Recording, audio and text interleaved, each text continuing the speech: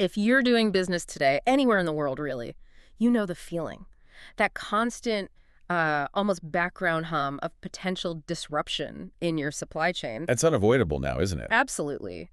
Geopolitical tensions one week, a natural disaster the next, maybe just a sudden spike in demand nobody saw coming. Right. Volatility is, well, it's just the game now. Right. So our mission today isn't just to rehash those problems. We want to dive deep into the solutions, specifically how artificial intelligence, AI, is changing things. Moving from reaction to prediction. Exactly. Moving businesses out of that constant crisis mode and into maybe a more confident, predictive stance. We want to give you the core insights, the nuances you need to really grasp this shift. And it is a fundamental shift. For years, supply chain management was, damage control. How do we fix this after it breaks? Right. AI flips that entirely. It's really becoming the key tool, the transformative technology Yeah. for building supply chains that aren't just efficient, but genuinely resilient. The promise here, and honestly, the results we're already seeing, it's about being proactive. It's about systems that help companies see shortages coming, understand how risks pile up, and crucially take action before things spiral. Okay, let's unpack that. Because before AI can predict anything useful, it needs input. Good input. Lots of it. Data, yeah. It all starts with data. So how is AI changing the game just in terms of gathering and integrating all the different kinds of data needed for these models? Well, it starts with creating a sort of unified nervous system for the supply chain. What's really interesting is how AI integrates legacy internal systems, the things companies already have. ERP, inventory, logistics contracts. We sometimes call these multi-channel platforms or MCPs. Right, the internal plumbing. Exactly. AI's job is to connect that structured internal data with this massive flood of real-time, unstructured external data.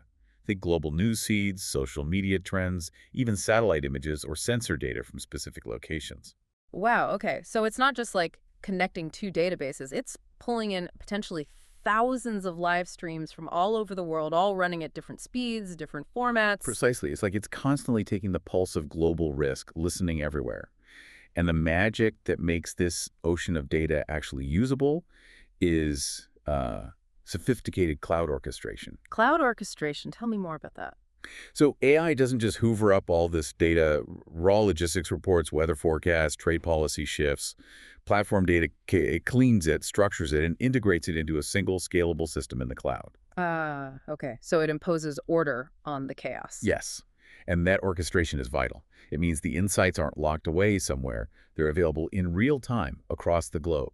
Teams anywhere can access and act on the same information almost instantly. Which cuts down that lag time, right? The time it takes just to figure out there is a problem. Exactly. Reducing that data latency, that reaction time, that's really the first big win for resilience you get from this. That makes perfect sense. It sets the stage, standardizing the signals, making everything talk the same language instantly.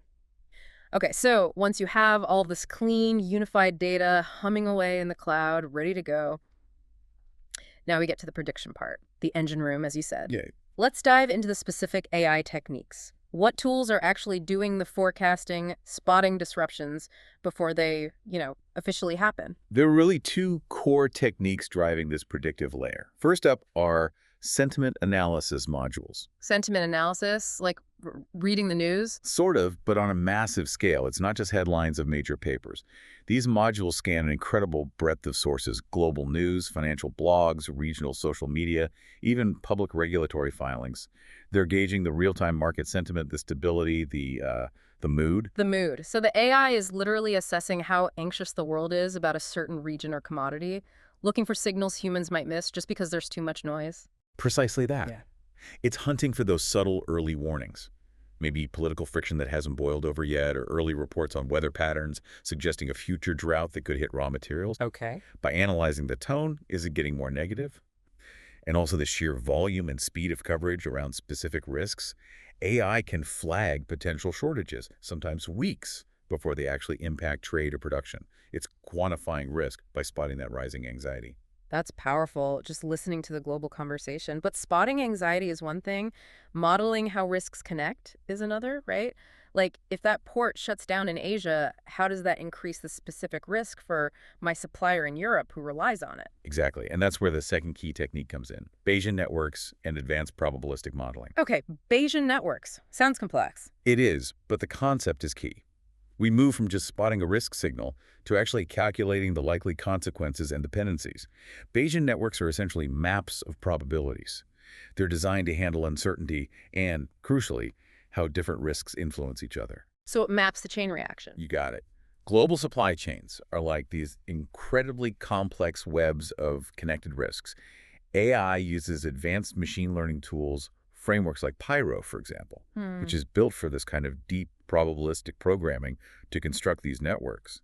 Pyro. Yeah, it allows the model to map out the cause and effect relationships across the entire supply graph, not just one link in the chain. Can you give us a quick example? What can a Bayesian model do that, say, a simpler forecast can't? Sure. A simpler model might just tell you the chance of supplier A failing due to, say, political instability in their region. A Bayesian model using something like Pyro goes much deeper. How so? It calculates the probability of supplier B failing because supplier A failed. Even if supplier B is affected by totally different factors, maybe like a local infrastructure issue, it quantifies those cascading knock-on effects. Yeah. And because tools like Pyro are good at running, like billions of what-if scenarios very quickly across huge data sets, Billions. Wow. it can pinpoint the most likely future failure points and start suggesting the best alternative routes or suppliers to mitigate that specific risk. It calculates the ripple effect. The ripple effect. I like that. Yeah. Okay. But if you're pulling in data from sentiment, weather, logistics, all these different sources, could the model sometimes give conflicting advice? How does a human manager know which scenario to trust? That's a really important point about reliability. And actually, a big strength of the Bayesian approach is how it handles uncertainty. It doesn't just spit out one answer. Right. It gives you a probability distribution. It might say, okay, scenario X has an 80% chance of happening, but scenario Y, while only 20% likely, would be way more damaging, and here's how you need to respond differently. Ah, so it quantifies the uncertainty itself. Exactly. The human manager isn't just blindly trusting a prediction. They're looking at the AI's assessment of the probabilities, the confidence levels, and then making a strategic choice based on hedging against the most likely or the most costly risks. That's a crucial difference. The AI presents the risk landscape probabilities attached. Okay, so let me try to summarize the prediction engine then. AI listens to the world with sentiment analysis. Yep. It calculates those complex ripple effects using Bayesian networks and tools like Pyro. Right, the probabilistic modeling. And it manages all that information basically instantly using cloud orchestration. You've got it. That's the core of how it works. Okay, that's the how. Really fascinating stuff. Now let's shift gears to the so what. What are the tangible results, the measurable benefits companies are actually seeing from this? Better resilience, sure, but what does that mean in terms of, cash flow operations? Yeah, the benefits are pretty striking, and they translate directly into dollars and operational smoothness. The first big one is simply getting those early alerts. That lead time translates directly into operational efficiency. How so? Because knowing about a potential disruption weeks in advance lets you take preemptive action. You avoid those incredibly expensive last-minute emergency fixes that used to be the norm. And there's data on this. Oh, yeah. We're seeing compelling data now. Companies using this kind of predictive AI are cutting their overall operational downtime by up to 30%. 30%. That's huge. Can you walk us through a quick example? How does that 30% actually happen on the ground? Sure. Let's say the AI predicts major congestion, maybe even a closure, on a key shipping lane. Perhaps sentiment analysis picked up rising regional tensions. Okay. Instead of waiting for ships to actually get stuck, the AI flags the risk. And because it's integrated via that cloud orchestration, Right, the unified system. it can automatically trigger actions.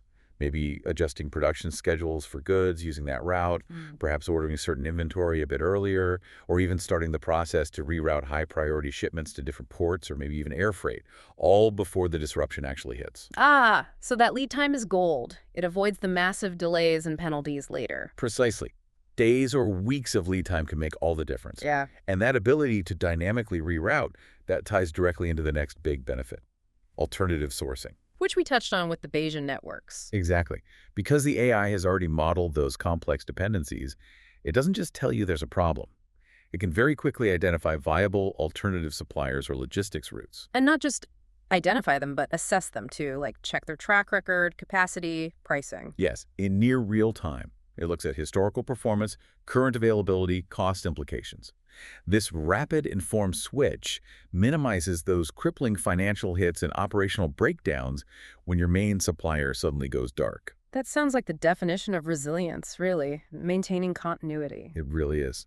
And connecting this back to the financials, the overall impact is becoming undeniable.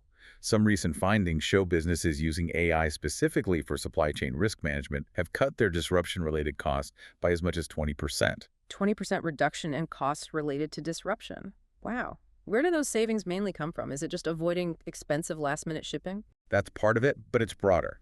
A big chunk comes from smarter inventory management.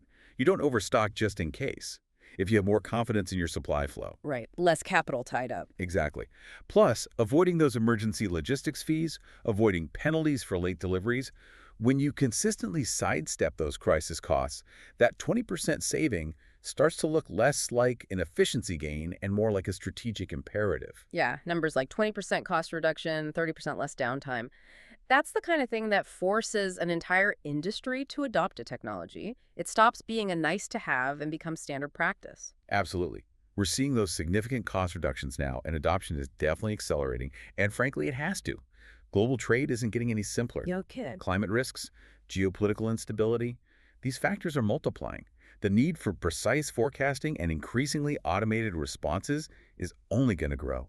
So looking ahead then, the evolution of these tools, we can expect even finer grained predictions, more accuracy. Definitely more precision, but also I think more automation in the response itself. Ah, okay. Tell me more.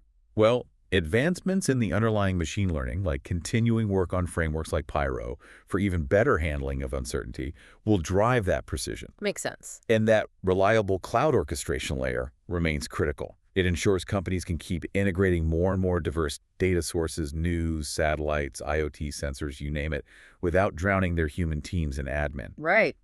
The goal is shifting. It's moving beyond just recommending the best action and towards actually executing the first steps of that response automatically, maybe reserving alternative shipping capacity or adjusting production targets. Interesting. Automatically taking the first step. So wrapping this up for everyone listening, we've gone through the data integration challenge, the prediction techniques like sentiment analysis and Bayesian networks, and the really tangible benefits: less downtime, lower costs.